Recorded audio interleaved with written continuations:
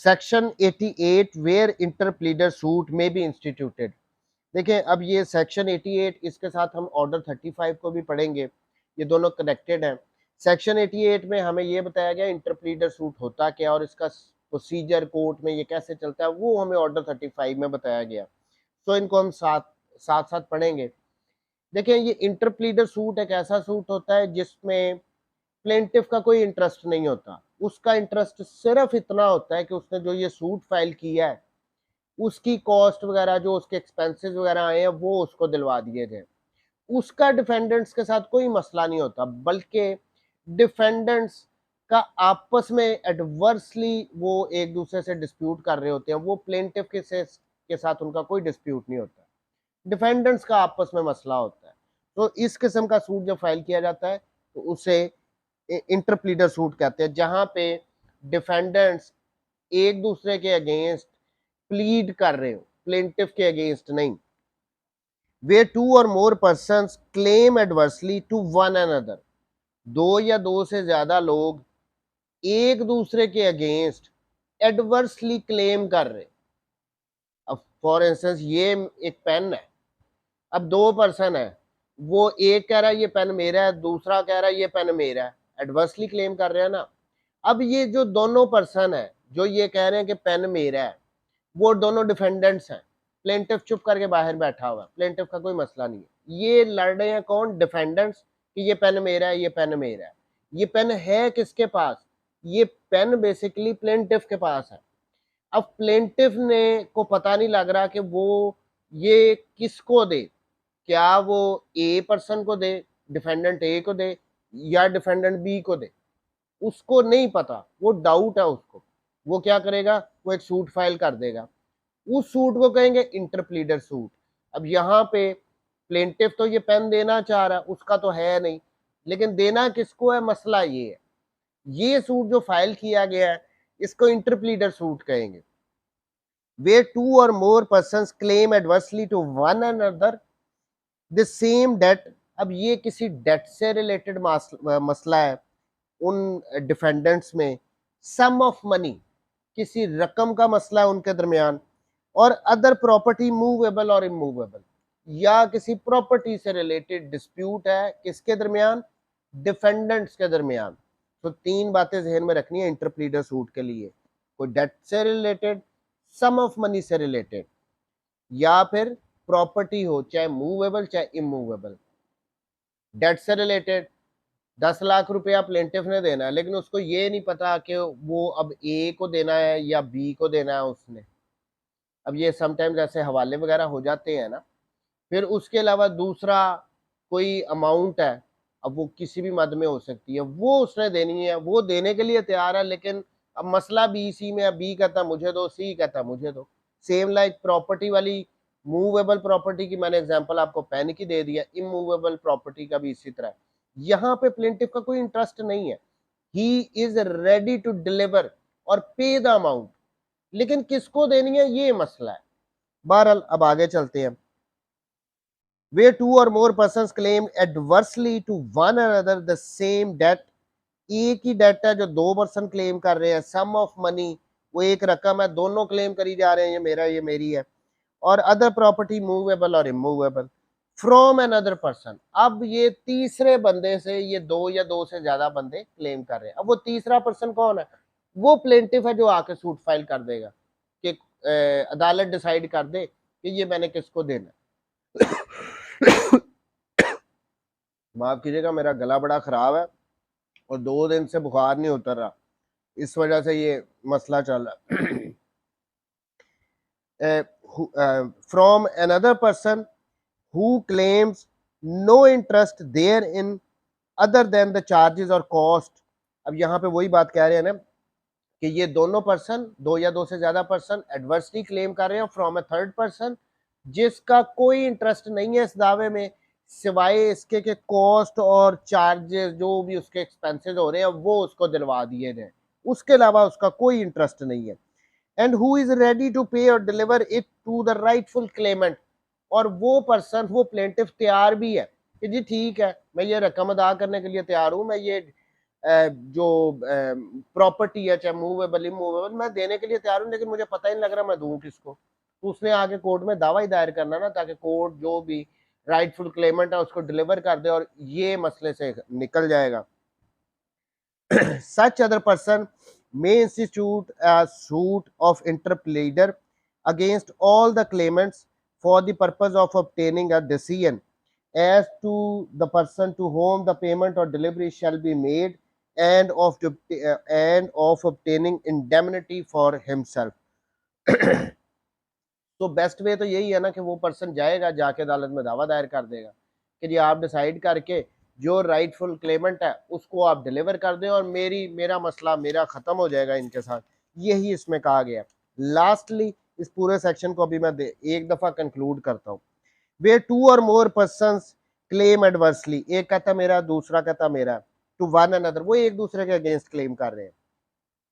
The same date, एक ही date है, जो सम ऑफ मनी है और अदर प्रॉपर्टी मूवेबल और immovable from another person, किसी दूसरे बंदे से। दो पर्सन एक दूसरे के अगेंस्ट क्लेम कर रहे हैं कि ये मेरा है, ये मेरा है, लेकिन वो प्रॉपर्टी किसके पास है? थर्ड पर्सन के पास है, या वो डेट या वो amount. From another person who claims no interest therein other than for the charges and cost and who is ready to pay और deliver it to rightful claimant. अब obviously अगर amount है, कोई date वगैरह है, तो उसने तो वो तो पे होंगे। अब ये डिलीवर का मतलब ये है कि जो मूवेबल या इमूवेबल प्रॉपर्टी है वो डिलीवर होगी, वो पे तो नहीं ना होगी। इसलिए ये दो वर्ड साइमल्टेनियसली चल रहे हैं, पे एंड डिलीवर। तो वो तैयार है, उसका कोई इंटरेस्ट नहीं है, वो कह रहा है सर मुझे खर्चा दिला दो। Such other person may institute a suit of interpleader against all the claimants, जितने भी क्लेमेंट है उन सबको वो डिफेंडेंट रखेगा, सूट फाइल कर देगा। For the purpose of obtaining a decision as to the person to whom the payment or delivery shall be made, and of obtaining indemnity of himself for himself, खुद वो अपने लिए जमानत लेगा कि जी मैंने डिलीवर कर दिया है और ये कोर्ट डिसाइड कर दे। प्रोवाइजो इंपॉर्टेंट है। Provided that where any suit is pending in which the rights of all parties can properly be decided, no such suit of interpleader shall be instituted। अब ये प्रोवाइजो में कह रहे हैं एक सूट ऑलरेडी पेंडिंग है अदालत में ये पार्टीज के दरमियान कि जी इसी मैटर से रिलेटेड, तो यहाँ पे जरूरत नहीं है कि जाके आप इंटरप्लीडर सूट कर लो। वो अगर जो सूट पहले ही पेंडिंग है उसमें डिसाइड हो जाएगा कि ये प्रॉपर्टी किसको दी जानी है। यही कह रहे हैं ना, provided that where any suit is pending, कोई भी सूट है जो पेंडिंग है अभी डिसाइड नहीं हुआ, in which the rights of all parties can properly be decided, एक सूट चल रहा है उसमें डिसाइड हो सकता है सबके rights, no such suit of interpleader shall be instituted, तो वहां पे इस किस्म का सूट को किसी प्लेंटिफ की तरफ से फाइल नहीं किया जाएगा, इंटरप्लेडर सूट। अब इसका ऑर्डर 35 देख लेते हैं। 6 रूल्स है उसमें, सिंपल सा है ऑर्डर 35। यस, रूल 1, प्लेंट इन इंटरप्लीडर सूट। अब ये सारा प्रोसीजर यहाँ से शुरू हो जाएगा। ये जो इंटरप्लीडर सूट हमने फाइल करना है ना, इसका इसका प्लेंट कैसे लिखा जाएगा। In every suit of interpleader the plaint shall in addition to other statements necessary for the plaint state. अब पहली बात ये कह रहे हैं कि जिस तरह हमने प्लेंट लिखना होता है, फैक्ट्स वगैरह जिस पैटर्न पे सारा लिखा जाता है उसमें हम फैक्ट्स भी लिखेंगे, उसमें जो लीगल पॉइंट्स होते हैं, cause of action, court fees, jurisdiction वगैरह, वो सब कुछ लिखा जाएगा। जो लीगल रिक्वायरमेंट है वो सारी इस इंटरप्लीडर सूट का जो प्लेंट तैयार किया जा रहा है वो एज इट इज लिखा जाएगा, लेकिन उसमें एडिशंस क्या करनी है वो ये ABC 3 बताई गई है। Number 1, that the plaintiff claims no interest in the subject matter in dispute other than for charges or cost। वो इसको मेंशन करना पड़ेगा प्लेंटिफ को कि जी मेरा कोई इंटरेस्ट नहीं है इस सब्जेक्ट मैटर में, इस प्रॉपर्टी में, इस अमाउंट में, मेरा कोई लेना देना नहीं।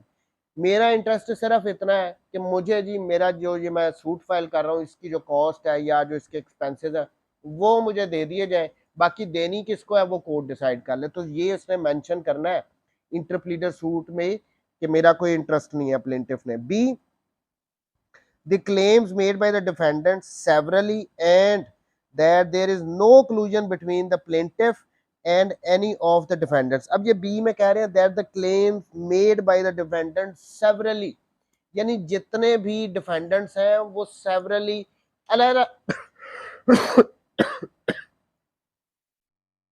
जितने भी डिफेंडेंट्स हैं वो जो क्लेम कर रहे हैं वो सेवरली कर रहे हैं, अलग-अलग वो क्लेम कर रहे हैं for the same property, for the same debt. Secondly that there is no collusion between the plaintiff and any of the defendants, कि उसने ये भी मेंशन करना है कि जी ये जो क्लेम है ये सारे डिफेंडेंट्स अलग-अलग कर रहे हैं और प्लेंटिफ का किसी भी डिफेंडेंट के साथ कोई डिस्प्यूट नहीं है, डिस्प्यूट इनके आपस में ही है। तो ये तीन चीजें उसने ऐड करनी है इंटरप्लीडर सूट में प्लेंटिफ ने।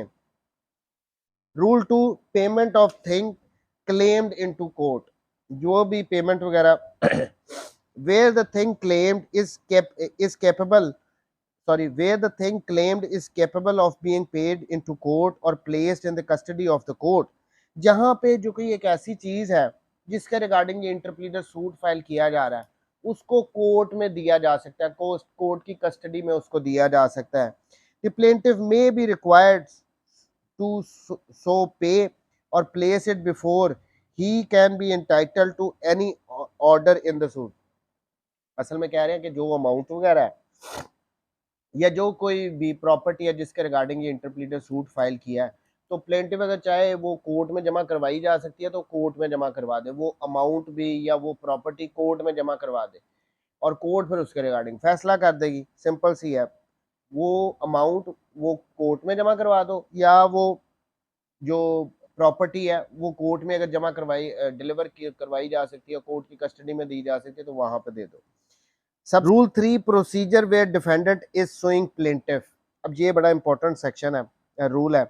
Where any of the defendants in an interpleader suit is actually suing the plaintiff in respect of the subject matter of such suit, यहाँ पे बताया गया है कि अगर तो जो डिफेंडेंट्स हैं इंटरप्लीडर सूट वाले उनमें से किसी एक ने प्लेंटिफ के अगेंस्ट ऑलरेडी एक सूट फाइल किया है जो कि पेंडिंग है किसी और अदालत में, which is the court in which the suit against the plaintiff is pending shall on being informed, जब उस कोर्ट को इन्फॉर्म किया जाएगा by the court in which the interpleader suit has been instituted। अब यहाँ पे डिफेंडेंट्स हैं इंटरप्लीडर suit वाले, उनमें से किसी एक ने ऑलरेडी प्लेंटिफ के अगेंस्ट किसी दूसरी अदालत में एक सूट फाइल किया हुआ इसी सब्जेक्ट मैटर से रिलेटेड। इस सूरत में यहाँ पे जो इंटरप्लीडर सूट वाली अदालत है वो इन्फॉर्म करेगी उस पहले वाली अदालत को जहां पे ये सूट पेंडिंग है और वो उसको स्टे कर देगी। Stay the proceedings as against him, तो वो अदालत उसकी जो जो पहले वाला सूट था जो कि पेंडिंग था जो कि डिफेंडेंट ने फाइल किया हुआ था उसकी प्रोसीडिंग्स को स्टे कर देगी। And his cost in the suit so stayed may be provided for in such suit, और जो भी उस सूट की कॉस्ट वगैरह देखें वो सूट तो स्टे हो गया उसकी प्रोसीडिंग कि जी इंटरप्लीडर सूट डिसाइड हो जाएगा तो उसमें यही सब्जेक्ट मैटर है, वहां पे पता लग जाएगा कि इसको डिलीवर होनी है या नहीं। अब वो सूट स्टे हो गया, यहाँ पे कह रहे हैं इसकी जो कॉस्ट वगैरह है वो उसी सूट में प्रोवाइड कर दी जाएंगे। एंड हिज कॉस्ट, जो डिफेंडेंट की कॉस्ट है in the suit so stayed may be provided for in such suit, उसकी कॉस्ट उसी सूट में दिलवाई जाएंगी। But if and in so far as they are not provided for in that suit, लेकिन अगर उस दावे में उसको कॉस्ट नहीं दिलवाई जा रही उस डिफेंडेंट को, they may be added to his cost incurred in the interpleader suit, तो फिर अगर इंटरप्लीडर सूट में उसकी जो भी कॉस्ट वगैरह बन रही है उसको उसमें ऐड कर दिया जाएगा, पहले दावे की कॉस्ट को भी इसमें ऐड कर दिया जाएगा। इस रूल 3 में इंपॉर्टेंट बात ये थी कि डिफेंडेंट ने सूट फाइल किया हुआ है ऑलरेडी इसी प्लेंटिफ के अगेंस्ट इसी सब्जेक्ट मैटर के अगेंस्ट, तो ये इंटरप्लीडर सूट जिस कोर्ट में फाइल किया गया वो इसको इन्फॉर्म करेगी, वो इसकी प्रोसीडिंग्स को स्टे कर देगी। प्रोसीजर एट फर्स्ट हेयरिंग, अब ये जो इंटरप्लीडर सूट है फर्स्ट हेयरिंग पे इसका क्या प्रोसीजर वगैरह चलेगा। फर्स्ट हेयरिंग वो हेयरिंग होती है जहां पे कोर्ट अपना माइंड अप्लाई करके फैसला देती है। At the first hearing of the court में नंबर 1 क्या कर सकती है, declare that the plaintiff is discharged from all liability to the defendants in respect of the thing claimed, award him his cost and dismiss him from the suit.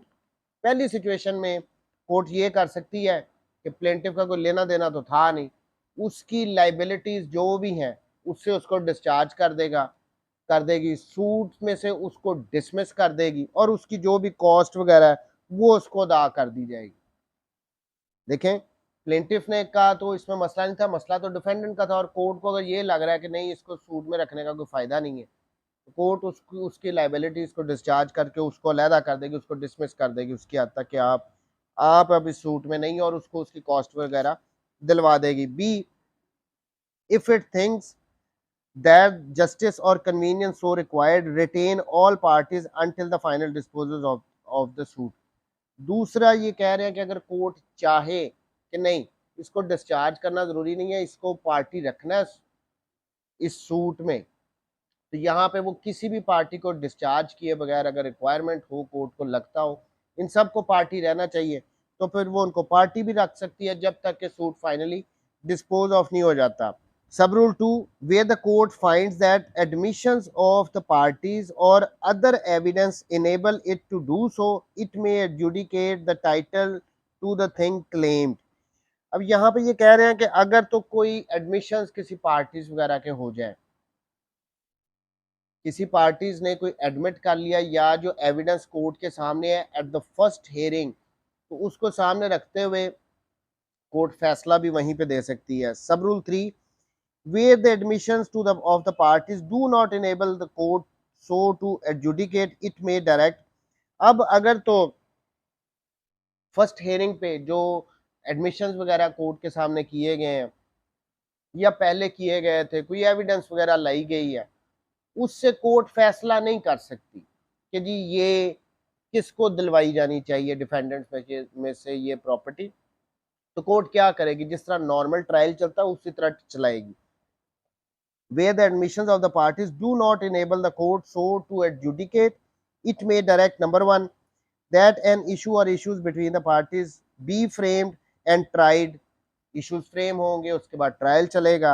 B, that any claimant to be made a plaintiff in lieu of or in addition to the original plaintiff।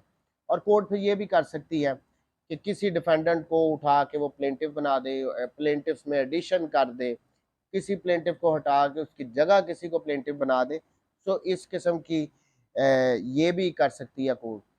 Issues frame, evidence enough नहीं है, court first hearing पे फैसला नहीं दे सकती, तो वो किसी को भी एज प्लेंटिफ इंक्लूड कर सकती है, एडिशन कर सकती है प्लेंटिफ्स में, इश्यूज फ्रेम करेगी और फिर ट्रायल चलेगा।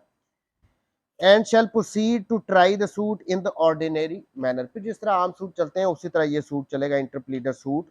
Rule 5, agents and tenants may not institute interpleader suits. अब यहाँ पे इस रूल में ये बड़ा इंपॉर्टेंट रूल है, इसमें ये कहा गया है कि जो एजेंट होगा वो अपने प्रिंसिपल के अगेंस्ट इंटरप्लीडर सूट नहीं फाइल कर सकता। सेकेंडली, जो टेनेंट है वो अपने लैंडलॉर्ड के अगेंस्ट इंटरप्लीडर सूट नहीं फाइल कर सकता, लेकिन एक सिचुएशन आएगी जिसमें वो कर सकता है। अदरवाइज जो मेन प्रिंसिपल है कि टेनेंट ने एजेंट के अगेंस्ट टेनेंट ने लैंडलॉर्ड के अगेंस्ट इंटरप्लीडर सूट फाइल नहीं करना, और एजेंट ने अपने प्रिंसिपल के against. Nothing in this order shall be deemed to enable agents to sue their principal.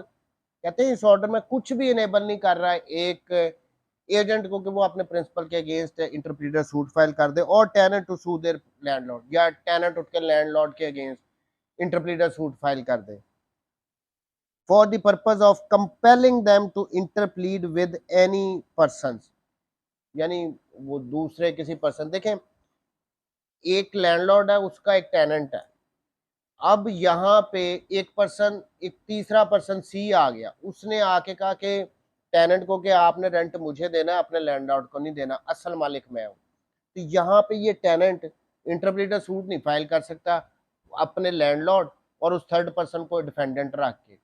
Clearly मना कर रहे हैं कि टेनेंट का क्या काम है कि उसके टाइटल को ही क्वेश्चन कर दे, भाई जिसका वो टेनेंट है जिस लैंडलॉर्ड का, उसने उसी को रेंट देना, यहाँ पे वो इंटरप्लीडर सूट नहीं फाइल कर सकता। सेम लाइक जो एजेंट है वो अपना प्रिंसिपल जिसके बिहाफ पे वो काम कर रहा है उसने उसको कोई अमाउंट या कोई चीज वगैरह देनी है, उसी को देगा ना। वो थर्ड पर्सन आके नहीं उसको नहीं देने, आपने आपने प्रिंसिपल ने आपने आके मुझे देना है, उसके अगेंस्ट भी वो सूट ये इंटरप्लीटर सूट फाइल नहीं कर सकता। Other than persons making claim through such principal और लैंडलॉर्ड। अब ये बात है, इसकी इलस्ट्रेशन 2 है, हम वहां से समझते हैं। सबसे पहले इलस्ट्रेशन ए को देखें। A deposits a box of jewels with B as his agent. A एक प्रिंसिपल है, उसका एजेंट है बी। बी के पास ए ने अपना ज्वेलरी बॉक्स रख दिया। क्लियर हो गया यहां तक। C alleges that jewel box were wrongly obtained from him by A। अब C कह रहा है कि जी नहीं, C एक थर्ड पर्सन है, वो कह रहा है कि ये ज्वेलरी बॉक्स मुझे दे दो, A ने मुझसे धोखे से ले लिया। यहाँ पे उसको किसको, यहाँ पे क्या उसका जो एजेंट है बी, वो सूट फाइल कर सकता है, इंटरप्लीडर नहीं कर सकता। A deposits a box of jewel with B as his agent। B agent है, A principal है, उसने उसको jewel box दे दिया। C alleges that the jewel box were wrongly obtained from him by A and claims them from B। अब C उठा है third person, उसने आके उसके एजेंट B को कहना शुरू कर दिया, इसने मुझसे धोखे से ले लिया ये ज्यूल बॉक्स, आप ये मुझे दो। अब यहाँ पे वो नहीं फाइल कर सकता इंटरप्लीटर suit. B cannot institute an interpreter suit against A and C। वो अपने प्रिंसिपल के अगेंस्ट इंटरप्रीटर सूट फाइल नहीं कर सकता। Illustration B. A deposits a box of jewel with B as his agent। दोबारा ए ने बी के पास अपना ज्वेल बॉक्स रखवा दिया, जो कि बी ए का एजेंट है। He then writes to C for the purpose of making the jewels a security for a debt due from himself to C। और उसने फिर बाद में, एक तो ए ने जो प्रिंसिपल है बी के पास ज्वेल बॉक्स रखवाया, फिर ए ने प्रिंसिपल ने सी को एक लेटर लिख दिया, उसमें उसने कहा कि भाई मैं सिक्योरिटी के तौर पे ना, जो आपका मैंने ये डेट देना है, मैंने ये ज्वेल बॉक्स जाके बी के पास रखवा दिया। ये इन राइटिंग उसने सी को लिख दिया। अब क्या होता है, ए afterwards alleges that C's debt is satisfied। ये बाद में कहता है कि बी को कि मैंने उसका जो ये सिक्योरिटी के तौर पे तुम्हारे पास ये ज्वेल बॉक्स रखवाया था अपने डेट का, मैंने सी का वो डेट उतार दिया, अब आप मुझे ना ये ज्वेल बॉक्स वापस का दे दो, एज ए सिक्योरिटी रखवाया था ना।